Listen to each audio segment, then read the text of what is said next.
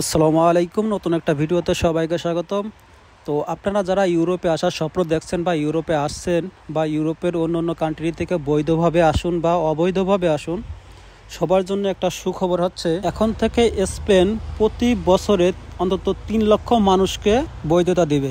শুধু তাই নয়, স্পেনে আপনারা যেভাবেই আসুন না কেন, বৈধ অবৈধ বা ট্যুরিস্ট বা স্টুডেন্ট ভিসায় যেভাবেই আসুন না কেন, আপনারা কোনো ক্রমে আপনারা যদি স্পেনে একবার প্রবেশ করতে পারেন তাহলে আপনারা স্পেনে বৈধতা হইতে পারবেন, এবং সেটা খুবই কম সময়ের ভিতরে, মাত্র 2 বছরের ভিতরে।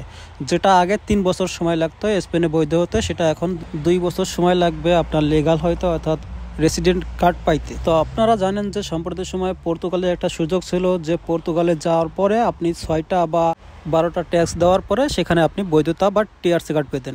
তো এখন সেটা বন্ধ হয়ে যাওয়ার কারণে অনেকে হতাশ হয়ে গিয়েছিলেন যে এখন কি করা যায়। কারণ আমরা যারা ইউরোপে আছি বা আমরা যারা ইউরোপে আসি বৈধ বা অবৈধভাবে, আমাদের সবারই একটা স্বপ্ন থাকে যে কিভাবে বৈধ হওয়া যায় এবং কিভাবে রেসিডেন্ট কার্ড পাওয়া যায় বা কিভাবে পাসপোর্ট পাওয়া যায়। তো পাসপোর্টের দিক চিন্তা করতে গেলে সবথেকে বেস্ট অপশন ছিল হচ্ছে আপনার পর্তুগাল, যেটা এখন বন্ধ করে দিয়েছে। কোনো নোটিশ ছাড়াই একদিনের ভিতরে এই কার্যক্রমটা শুরু হয়ে গিয়েছিল। তো অনেকেই হতাশ ছিলেন যে এখন কি করা যায়, এখন দ্বিতীয় অপশন কোন কান্ট্রি বেছে নেব। তো আপনারা আগে থেকেই জানেন যে পর্তুগালের পরে আপনার ভালো অপশন ছিল স্পেন, যেটা স্পেনে হচ্ছিল আপনার 3 বছরের ভিতরে আপনার বৈধতা বা রেসিডেন্ট কার্ড দিয়ে দিত। তো এখন সেটা 2 বছর করে নিয়ে আসছে। আপনি যদি স্পেনে যান, স্পেনে যাওয়ার পরে আপনি সেখানে সেফ এন্ট্রি করার পরে আপনি 2 বছরের ভিতরে টিআরসি কার্ড পেয়ে যাবেন। আর পর্তুগালে যেতে হলে আপনার পর্তুগালের ভিসা নিয়ে যেতে হবে, যেটা এখন বাংলাদেশে অলরেডি আপনারা জানেন কিনা জানি না, বাংলাদেশে এম্বাসি চলে যাচ্ছে পর্তুগালের, এবং বিভিন্ন কান্ট্রির এম্বাসি যাচ্ছে পর্তুগালে। আপনারা যারা ইউরোপে আসতে চাচ্ছেন, আপনাদের জন্য সুখবর হচ্ছে হলো আপনারা কিছুদিন ওয়েট করেন। বর্তমান আমাদের যে সরকার তিনি যে কাজ করতেছে, আমরা যারা ইউরোপিয়ান আছি বা আমরা যারা ইউরোপে আসার স্বপ্ন দেখতেছি, আমাদের জন্য অনেক বড় সুখবর হচ্ছে হলো এখন বাংলাদেশ থেকেও অনেকগুলো ইউরোপ কান্ট্রির এম্বাসি বা ভিএফএস চালু আছে, যেখান থেকে আপনারা ভিসার কার্যক্রম করতে পারবেন। তো শুধু ইন্ডিয়া, নেপাল বা বিভিন্ন কান্ট্রিতে যে হয়রানির শিকার হতে হবে না। এদিক থেকে আমরা যারা বাংলাদেশি আছে আমাদের জন্য একটা সুখবর। আর আমি সবসময় যদি চাই আপনাদের সুখবর দেওয়ার জন্য এবং আপনাদের কিভাবে হেল্প করা যায় সেই ধরনের মনে করেন যে ভিডিও বা সেভাবে হেল্প করার জন্য, যার কারণে আমি আমার হোয়াটসঅ্যাপ নাম্বার বা আমার ফেসবুক পেজের লিঙ্ক দিয়ে দিছি আপনাদেরকে। আপনারা যারা যোগাযোগ করবেন আমার ফেসবুক পেজে আপনারা নক দিতে পারেন, এবং সেখানে আমার নাম্বার দেওয়া আছে, সেখানে আমার নাম্বারে যোগাযোগ করতে পারেন।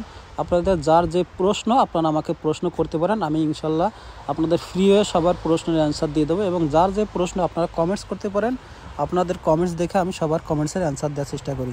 তো এখন স্পেনের কথা বলি।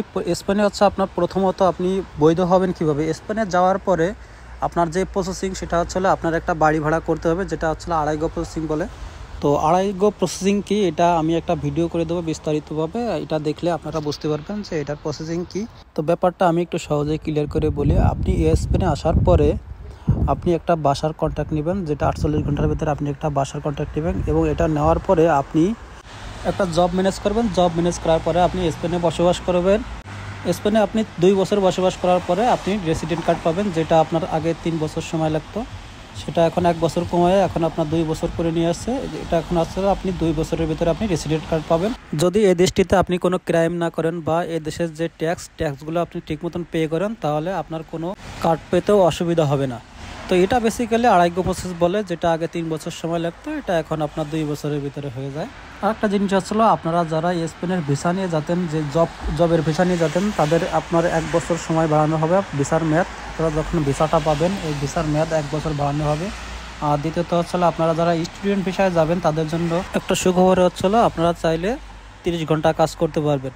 তো এখন আরেকটা কথা হচ্ছিল যে আপনারা যারা এই যে স্টুডেন্ট ভিসায় বা ওয়ার্ক ভিসায় আসার পরে আপনারা যে ফার্স্ট রেসিডেন্ট কার্ডটা পাবেন, এই ফার্স্ট রেসিডেন্ট কার্ড পাওয়ার পরে আপনারা চাইলে আপনাদের ফ্যামিলিকে খুব সহজে নিয়ে আসতে পারবেন। এই ব্যাপারে আপনার স্পেন সরকার কাজ করতেছে। আপনারা চাইলে স্টুডেন্ট ভিসায় হোক বা ওয়ার্ক ভিসায় হোক, আপনারা চাইলে আপনাদের এই 2 বছরের রেসিডেন্ট কার্ড পাওয়ার পরে আপনারা চাইলে আপনাদের ফ্যামিলিকে খুব সহজে নিয়ে আসতে পারবেন স্পেনে। তো সব মিলিয়ে স্পেন সরকার দারুণ একটা সুযোগের কথা বলেছেন। তো এদিক থেকে আমারও আসলে খুব ভালো লাগতেছে যে স্পেনে এত সুন্দর একটা সুযোগ সুবিধা দিয়েছে, যেটা আপনার পর্তুগালে অফ হয়ে যাওয়ার পরে অনেকে হতাশ ছিল। কারণ আপনারা জানেন যে ইউরোপের সবার একটা উদ্দেশ্য ছিল যে যেভাবেই হোক পর্তুগাল যেতে হবে। পর্তুগাল যাওয়ার পরে আপনার বৈধভাবে হোক আর অবৈধভাবে হোক, যা এসএফএনটি করলেই খুব সহজে পেপারস পেয়ে যেতেন। যেটা স্পেনে আপনার 3 বছর সময় লাগতো, এটা আপনার পর্তুগালে 1 বছরে হয়ে যেত। তো এর ভিতরে স্পেনের যে অভিবাসন মন্ত্রী আছে, ইনি সাম্প্রতিক সময়ে অর্থনৈতিক কর্মকাণ্ড অনেক বেড়ে গিয়েছে, কিন্তু কর্মক্ষম লোক কমে গেছে। আর এদেশের জন্মর হার অনেক কম, যার কারণে আসলে আপনার এই যে সুযোগটা আপনার স্পেনে যে সুযোগটা দিয়েছে, এই সুযোগটা আপনার 3 বছর বহাল থাকবে। আপনারা যারা স্পেন আসতে চাচ্ছেন তাদের জন্য একদম সুবর্ণ সুযোগ। আপনারা যদি পেপারস করতে চান বা পাসপোর্টের আশায় আসেন, তাহলে আপনারা স্পেনে আসতে পারেন।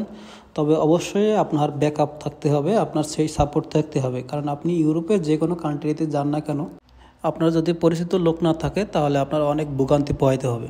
তো আমি মনে করি যারা ইউরোপের অন্যান্য কান্ট্রিতে বৈধভাবে আসছেন বা বৈধভাবে আছেন, তো আপনাদের যদি পরিচিত কেউ থাকে তাহলে আপনারা স্পেন আসতে পারেন। আর যাদের মনে করেন যে বৈধভাবে আসেনি, অবৈধভাবে আসছে, তাদের পেপারস করতে হবে, তাদের জন্য আসলে স্পেন আর কোনো অপশন নেই, এটা আসলে বেটার অপশন।